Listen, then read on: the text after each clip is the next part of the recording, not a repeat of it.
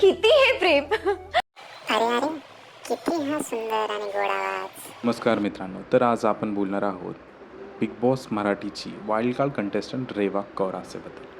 नागपूरची ही सिंपल मुलगी पण खूप स्वप्न मोठी अशी रेवा कौरासे हिंदी सिरियल्समध्ये काम करून तिने स्वतःची एक वेगळीच ओळख तयार केली होती आणि बिग बॉस मराठीमध्ये वाईल्ड कार्ड एंट्री घेताच सगळ्यांचं लक्ष तिने वेधून घेतलं. स्ट्रॉंग पर्सनॅलिटी, क्लिअर गेम आणि फेअरलेस ॲटिट्यूडमुळे रेवा डायरेक्ट टॉप 6पर्यंत पोचली आहे. आणि इतकंच नव्हे, आत्ता हिंदी टी व्हीचे मोठे मोठे स्टार्सने सुद्धा तिच्यासाठी ओट ॲपील केल्या होत्या. प्रत्येक टास्कमध्ये डेडिकेशन आणि प्रत्येक नात्यांमध्ये क्लॅरिटी हेच होतं तिच्या जर्नीचा खरा बळ. पण आज अनफॉर्च्युनेटली तिचा हा बिग बॉसचा प्रवास इथेच थांबतो आहे. हो, रेवा टॉप 5मध्ये जात नाही आहे. तिचं आज इविक्शन झालेलं आहे. पण ती इथेच हरली नाही, कारण ती आत्ता बनली आहे महाराष्ट्राची क्रश.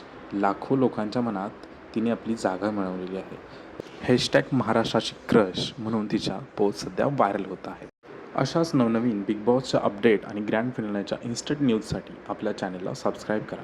व्हिडिओला लाईक करा आणि शेअर करायला विसरू नका. धन्यवाद.